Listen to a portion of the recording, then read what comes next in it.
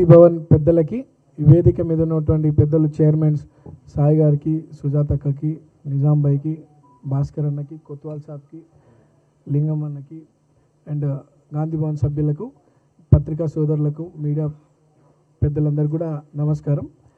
మరి గడిచినటువంటి జూబ్లీహిల్స్ బై ఎలక్షన్లో కాంగ్రెస్ పార్టీ అధిష్టానమైనటువంటి సోనియా గాంధీ మేడం గారు, రాహుల్ గాంధీ గారు, మల్లికార్జున్ ఖార్గే గారు, కేసీ వేణుగోపాల్ గారు స్థానిక నాయకత్వాన్ని ప్రోత్సహిస్తూ, అలానే నా మీద ఎంతో నమ్మకంతో మా ప్రాంత ప్రజలకు అండగా ఉంటానని చెప్పి ఎంతో నమ్మకంతో నాకు అవకాశం కల్పించినటువంటి మా ముఖ్యమంత్రి రేవంత్ అన్న గారికి, పిసిసి అధ్యక్షులు మహేష్ కుమార్ గౌడ్ గారికి, ఇన్ఛార్జ్ మేడం మీనాక్షి నటరాజన్ గారికి, విశ్వనాథన్ గారికి అండ్ ఎంటైర్ క్యాబినెట్ మంత్రులకు నాకు ప్రజాసేవ చేయడానికి అవకాశం ఇచ్చినట్టు మా పార్టీ పెద్దలందరూ కూడా ధన్యవాదాలు తెలియజేస్తూ, మరి గడిచినటువంటి బై ఎలక్షన్లో మంచి మెజారిటీ, దాదాపు 25,000 మెజారిటీ ఇచ్చి నా మీద నమ్మకంతో నన్ను ఆశీర్వదించినటువంటి నా జూబ్లీహిల్స్ ప్రాంత ప్రజలందరూ కూడా మనసారా ధన్యవాదాలు తెలియజేస్తూ, పార్టీని గెలిపించుకోవడానికి నిరంతరం రాత్రింబవలు దాదాపు 2-3 నెలల నుండి కృషి చేసినటువంటి క్యాబినెట్ మంత్రులందరికీ, మరీ ముఖ్యంగా వివేకన్న, పొన్నమన్న, తుమ్మల నాగేశ్వరరావు గారు దాదాపు 150 కోట్ల రూపాయల అభివృద్ధి కార్యక్రమాలు చేపడుతూ అనేక సంక్షేమ పథకాలు అర్హులైనటువంటి వారికి అందరికీ కూడా అందిస్తూ, వారితో పాటు క్యాబినెట్ మంత్రులు, చైర్మన్స్, ఎమ్మెల్యేలు, కార్పొరేటర్సు, ఎంపీలు, కార్యకర్తలు, జిల్లా అధ్యక్షులు, రాష్ట్ర స్థాయిలో ఉన్నటువంటి కాంగ్రెస్ పార్టీ కార్యకర్తలు, ఏఐసిసి కార్యకర్తలు, స్టేట్ కాంగ్రెస్ పార్టీ కార్యకర్తలు అందరూ కూడా కాంగ్రెస్ పార్టీని గెలిపించుకోవడానికి బాగా కష్టపడ్డారు. వారందరికీ కూడా మనసారా ధన్యవాదాలు తెలియజేస్తూ, వారందరి యొక్క కష్టం, కృషి, మా ప్రాంత ప్రజల యొక్క ఆశీస్సులతో నేను ఈరోజు మీ ముందు ఎమ్మెల్యేగా గెలుపొందినాను. మరోసారి వారందరికీ ధన్యవాదాలు తెలియజేస్తూ, ఈరోజు కాన్స్టిట్యూషన్ డే సందర్భంగా అందరూ కూడా శుభాకాంక్షలు తెలియజేస్తూ, మరి ఈరోజు నేను ప్రమాణ స్వీకారం కూడా అనుకోకుండా ఈరోజు తీసుకున్నాను. బట్ ఈరోజు కాన్స్టిట్యూషన్ డేగా అదృష్టంగా నేను భావిస్తూ ఉన్నాను ఈరోజు నేను ఓత్ తీసుకోవడం. మరి నేను తీసుకున్నటువంటి ప్రమాణం నా జూబ్లీహిల్స్ ప్రాంత ప్రజల యొక్క నమ్మకం, నా జూబ్లీహిల్స్ ప్రాంత ప్రజల యొక్క ఆశీర్వాదానికి నేను ప్రమాణం చేసినాను. వారు పెట్టుకున్నటువంటి నమ్మకాన్ని నిలబెట్టుకునే విధంగా ఆ ప్రాంత ప్రజల సమస్యలు పరిష్కరిస్తూ, ప్రాంత అభివృద్ధిని, మా ప్రాంతంలో ఉన్నటువంటి డెవలప్మెంట్ యాక్టివిటీస్ చేస్తూ వారి దగ్గర ఒక మంచి పేరు సంపాదించుకుంటాను. పార్టీ గౌరవం నిలబెడతాను, పార్టీ పెద్దల గౌరవం నిలబెడతానని చెప్పి తెలియజేస్తూ, మరి రేవంత్ అన్న ప్రజాపాలన పైన ప్రజలకు ఒక బలమైన నమ్మకం ఉందంటే మా జూబ్లీహిల్స్లో ఎన్ని బై ఎలక్షన్ గెలవడమే దానికి ఉదాహరణ. రేపు జరగబోయే లోకల్ బాడీ ఎలక్షన్స్ కావచ్చు, రానున్న కార్పొరేషన్ ఎలక్షన్స్ కావచ్చు, అన్నిట్లో కూడా కాంగ్రెస్ పార్టీ మంచి విజయం సాధించబోతుందనే బలమైన నమ్మకాన్ని జూబ్లీహిల్స్ వేదికగా ఈ ప్రాంత ప్రజలు అందించినారు.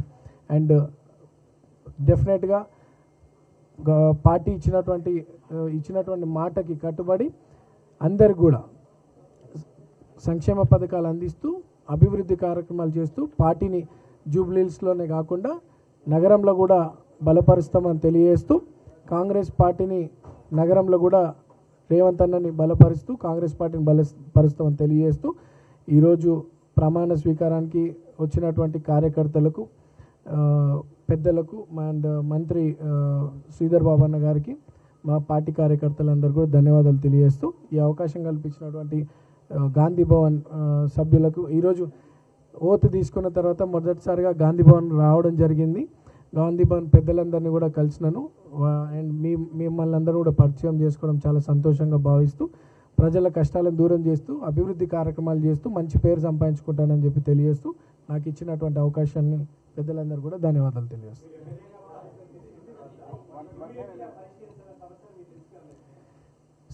ఎమ్మెల్యేగా ఎన్నుకున్న తర్వాత మొన్న అంటే ఆఫ్టర్ 14th అండ్ ఇమీడియట్గా మేము అధికారులతో చర్చించడం జరిగింది. అంటే ఈ రోజు నుండి అఫీషియల్గా కదా.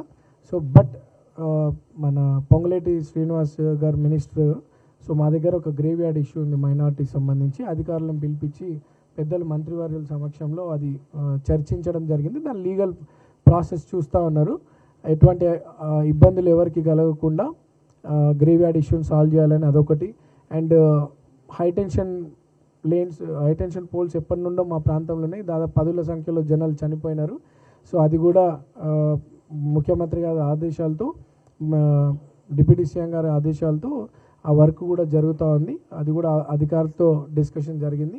అండ్ కృష్ణానగర్కి సంబంధించినటువంటి నాలా ఇష్యూ కూడా వర్షం వచ్చినప్పుడు ఆ ప్రాంతం అంతా కూడా వరద బాగా వచ్చేస్తుంది. అది కూడా అధికారులతో మాట్లాడడం జరిగింది. అండ్ ఫ్రమ్ టుడే టుమారో అందరు అధికారులతో మాట్లాడి ఇచ్చినటువంటి వాగ్దానాలన్నీ కూడా నెరవేరుస్తాం. అండ్ ఎన్టీ రామారావు గారి స్టాచ్యూ ఒకటి అండ్ పి జనార్దన్ రెడ్డి గారి స్టాచ్యూ విషయంలో కూడా ఆ కమ్యూనిటీ పెద్దలతో మాట్లాడడం జరిగింది. అది కూడా వీలైనంత తొందరలో నెరవేరుస్తామని చెప్పి తెలియజేస్తూ, ఆ ప్రాంతంలో ఇంకా అనేక సమస్యలు ఉన్నాయి, అవన్నీ కూడా ఒక్కొక్కటిగా నెరవేరుస్తామని చెప్పి తెలియజేయడం జరుగుతుంది.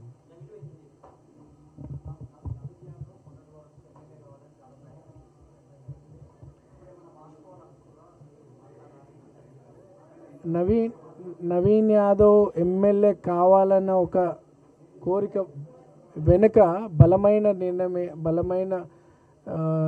ఏంటంటే ప్రజాసేవ. మా ప్రాంతం దాదాపు 80% ఒక స్లమ్. సో ఆ ప్రాంత ప్రజలకి అండగా ఉండాలనే ఒక కోరికతో నేను అధికారికంగా ఒక నాయకుడిని కావాలనేది ఉండే. అండ్ చిన్న వయసులో 29 ఏళ్ళ వయసులోనే నేను ఎంఐఎం పార్టీ నుండి పోటీ చేసినప్పుడు చాలామంది ప్రజలు irrespective of caste, community, region and religion అందరూ కూడా నాకు పెద్ద ఎత్తున సపోర్ట్ చేయడం జరిగింది. ఆ రోజు సెకండ్ ప్లేస్ వచ్చినాను. సో నాకు ప్రజల్లో మా కుటుంబం పట్ల గౌరవం, రిలేషన్షిప్, మా నాయకత్వం మీద నమ్మకం ఉందని నేను ఆ రోజు నుండి కూడా నిరంతరం పబ్లిక్లోనే ఉంటున్నాను. ఈరోజు ప్రజల ఆశీస్సులు, కాంగ్రెస్ పార్టీ పెద్దల ఆశీస్సులు, రేవంత్ అన్న బ్లెస్సింగ్స్తో ఈరోజు గెలవడం జరిగింది. అండ్ ముందు ఎట్లయితే నేను ప్రజలతో అంటే ఇర్రెస్పెక్ట్ ఆఫ్ క్యాస్ట్ ఎట్లయితే అందరితో కలిసిమెలిసి ఉన్నానో అట్లనే భవిష్యత్తులో కూడా ఉంటా. ఈరోజు నాకు ప్రజలు ఒక పెద్ద బాధ్యత, పార్టీ ఒక పెద్ద బాధ్యత ఇచ్చింది.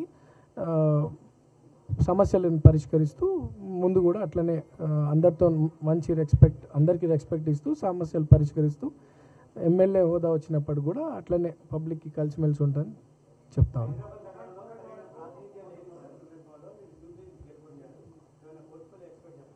నాకు అటువంటి ఎక్స్పెక్టేషన్స్ ఏం లేవు. ప్రజాసేవనే నా మేజర్ ఎజెండా. అండ్ డెఫినెట్లీ మా ప్రాంతం ఏం చేయకుండా అంటే ఓకే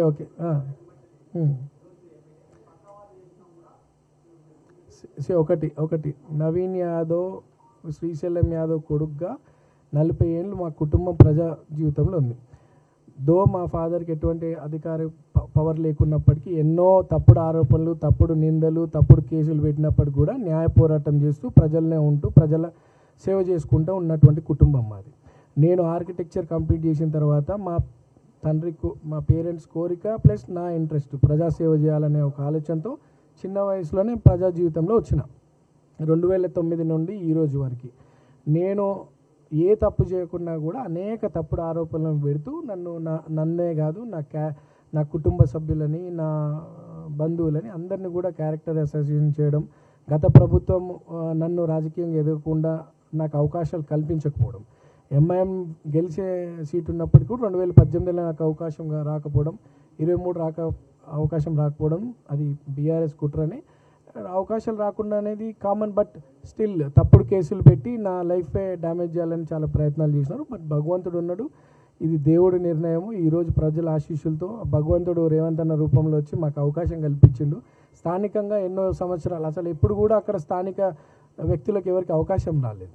ఈరోజు కాంగ్రెస్ పార్టీ పెద్దల ఆశీస్సులతో నాకు అవకాశం రావడం, దాన్ని ప్రజలు స్వీకరించడం, వాళ్ళ తప్పుడు ఆరోపణలకు మా ప్రజలు జవాబు చెప్పినారు. సో మా ప్రజలకు మేమేందో తెలుసు. ఇటువంటి తప్పుడు ఆరోపణలు ఈ రోజే కాదు 40 ఏళ్ళ నుండి చేస్తూ ఉన్నారు. మేము వాటి గురించి ఆలోచించాం. మాతోనైనంత సేవ చేసుకుంటూ వచ్చినాం. ఈరోజు అధికారికంగా ప్రజల ఆశీర్వాదంతో ఎమ్మెల్యే అయినాను. అండ్ వారి సేవ ఇంకా పెద్ద ఎత్తున చేసుకుంటే ఇంకా మంచి పేరు సంపాదించుకుంటారు. ఆరోపణలు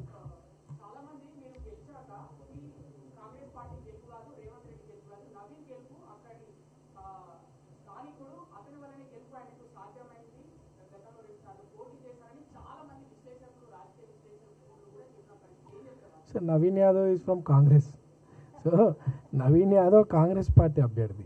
సో అందరి కష్టము, కాంగ్రెస్ పార్టీ పైన ప్రజలకు ఉన్నటువంటి నమ్మకము అండ్ ఇచ్చినటువంటి మాట నెరవేరుస్తూ ఒక్కొక్కటిగా ఇస్తున్నటువంటి సంక్షేమ పథకాలు, మా ప్రాంతంలో చేస్తున్నటువంటి అభివృద్ధి కార్యక్రమాలు అన్నీ కూడా, అండ్ మోరోన్ మా కుటుంబం మీద ఉన్నటువంటి గౌరవం అన్నీ కూడా ప్రజలకు బలమైన నమ్మకం ఏర్పడి నన్ను గెలిపించినారు, కాంగ్రెస్ పార్టీని గెలిపించినారు, అండ్ రేవంత్ అన్నని బలపరిచినారు పార్టీ.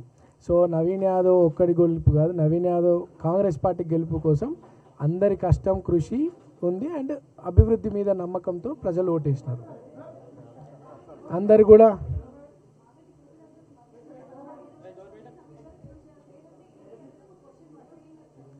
ఎలక్షన్ ఈజ్ ఎలక్షన్, దానికి బై ఎలక్షన్ జనరల్ ఎలక్షన్ అనేది తేడా ఉండదు కదా. ఒకటి, గోపీనాథ్ గారు చనిపోకపోయినా జూబ్లీహిల్స్లో బై ఎలక్షన్ వచ్చేది, అది చాలామందికి తెలియదు. And there was a case pending, and almost అది ఫైనల్ జడ్జిమెంట్కి వచ్చే సమయంలో తన కాలం చేయడం జరిగింది. ఒకవేళ గోపీనాథ్ గారు బ్రతుకున్నా జూబ్లీహిల్స్లో బై ఎలక్షన్ వచ్చేది, and case was pending at high court. So నేను అది కేసు విత్డ్రా క్లోజ్ చేయడం వల్ల, తను చనిపోయినాడు కాబట్టి కేసు క్లోజ్ చేసినాం, లేకపోతే election commission was party in it. So ఎలక్షనే జరిగేది కాదు. క్లోజ్ అవ్వడం వల్ల ఎలక్షన్ కమిషన్కి ఆ మెసేజ్ పోవడం, అక్కడ నుండి సెంట్రల్ ఎలక్షన్ కమిషన్ మెసేజ్ పోవడం, ఎలక్షన్ రావడం. ఎలక్షన్ అనేది ఆయన కాలం చేసింది కాబట్టి వచ్చింది. ఒకవేళ చేయకపోయినా ఎలక్షన్ వచ్చేది. ఎట్టి పరిస్థితుల్లో జూబ్లీహిల్స్ ప్రాంతంలో ఒక ఎలక్షన్ అనేది జరుగుతూనే జరిగింది, అండ్ వి వన్. సో ప్రజల ఆశ.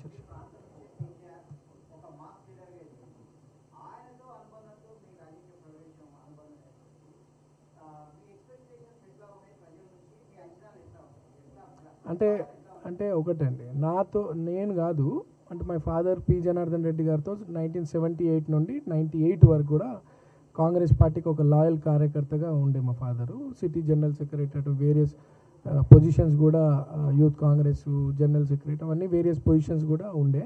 అండ్ పి జనార్దన్ రెడ్డి గారు రైట్ హ్యాండ్గా ఎదిగినారు. పి జనార్దన్ రెడ్డి గారు చేసినటువంటి కార్యక్రమాల్లో మా ఫాదర్ ఉండేది. నేను చిన్నపిల్ల ఉన్నప్పుడు బట్ నా పొలిటికల్ కెరియర్ ఎంఎం పార్టీ నుండి స్టార్ట్ అయింది. తర్వాత మీరు అందరూ చూసినట్టు కార్పొరేటర్గా ఎమ్మెల్యేగా పోటీ చేసినాను. తర్వాత జరిగినటువంటివి కూడా మీకు తెలుసు, అవకాశాలు రాలేవు. I was neutral. But Congress party ఇటువంటి యువకుని ప్రోత్సహించాలా, ప్రజలకు అందుబాటులో యువకుని, ప్రజాసేవ చేయాలనుకున్నటువంటి యువకుల్ని ప్రోత్సహించాలని ఒక ఆలోచనతో కాంగ్రెస్ పార్టీ పెద్దలు, ఆ రోజు పీసీసీగా ఉన్నటువంటి రేవంత్ అన్న బ్లెస్సింగ్స్తో కాంగ్రెస్ పార్టీ జాయిన్ అవ్వడం జరిగింది. ఈరోజు ఇది ఒక పెద్ద ఎగ్జాంపుల్. ఓ పక్కకు బీఆర్ఎస్ సమాజానికి ఉపయోగపడాలనుకున్న యువకుల జీవితాలు పాడేసే ఆలోచనలో బీఆర్ఎస్ ఉంటే, అటువంటి యువకుని ప్రోత్సహించే ఆలోచన కాంగ్రెస్ పార్టీ తీసుకుందంటే this is the best example. ఈరోజు నన్ను ఒక ప్రాంతానికి ఎమ్మెల్యేగా పోటీకి అవకాశం కల్పిస్తూ, అంటే ప్రజలకి సేవ చేస్తాను ఒక నమ్మకం పార్టీ పెట్టుకొని నాకు అవకాశం కల్పించడానికి ఇది ఒక పెద్ద ఎగ్జాంపుల్. దాన్ని మా ప్రజలు అంగీకరించి నన్ను మంచి మెజార్టీతో గెలిపించినారు. बोलिए.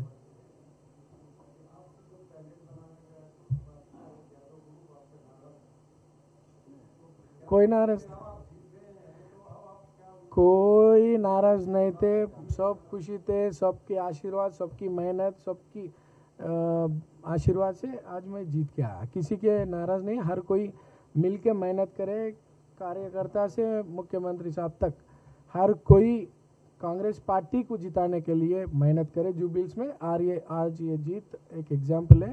आने वाले इलेक्शंस में भी, चाहे वो लोकल बॉडी हो, कॉरपोरेशन इलेक्शंस हो और कोई इलेक्शंस हो, सब एक होकर ऐसी जिस तरह कांग्रेस यूनिटी के साथ मेहनत करी वहाँ हर जगह उसी तरह सब मिल के मेहनत करेंगे, पार्टी को जिता लेंगे.